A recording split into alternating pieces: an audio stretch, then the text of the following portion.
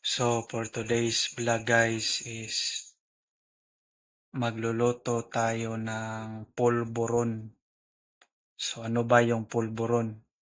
So makikita ninyo sa ating video ngayong gabi kung ano yung pulburon, kung paano ito lutuin, at kung nakakain na ba kayo ng pulburon. So sa videong ito ay ituturo po natin kung paano magluto ng pulburon. So ito po yung tawag dito sa amin. So let's go guys. Enjoy watching. So ito po yung mga ingredients natin. So ang una is itong harina. So ilagay natin itong harina dito sa ating lagayan. Ito na po yung harina natin na ating gagamitin sa pagluto ng pulburon. So ang pangalawa guys is ilagay natin yung gatas na swak dito sa harina.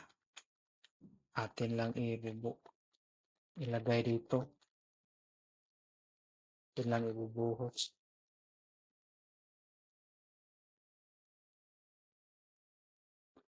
So, dalawa lang po yung ating ilalagay guys nga gatas kasi hindi naman marami yung harina natin. Siguro nasa 1/4 lang po ito. So enough na po or sakto na po itong dalawang swak na gatas sa ating lulutuin na pulburon.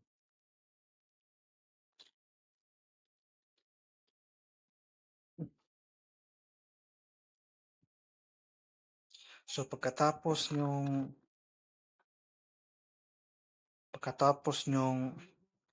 maihalo or mailagay yung gatas is ating hahaluin yung gatas sa harina.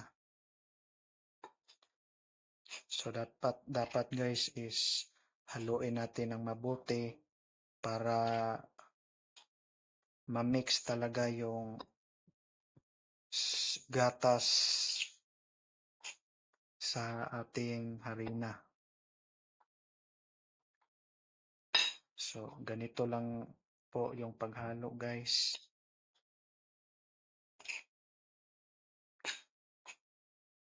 Ang pangatlo guys, lagyan natin ito ng asukal. So paglagay ng asukal guys, dapat hindi gaanong marami. Paunti-untiin lang natin at pagkatapos natin mailagay yung asukal ay ating haluin. So ganito lang guys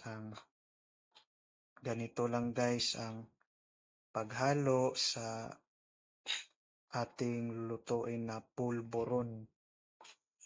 So ito na yung lulutuin nating pulburon guys. So hindi gaanong makita sa camera kasi nagre-reflect yung ilaw natin.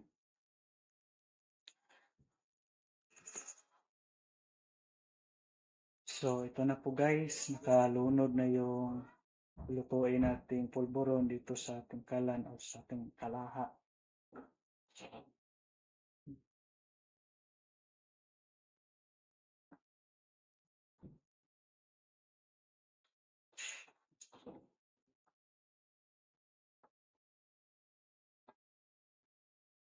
Ito na yung pulburon natin guys.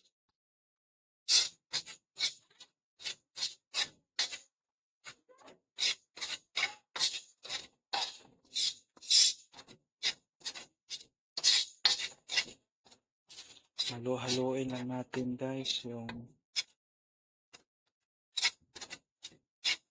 pulburon natin. Ito na guys, luto na yung ating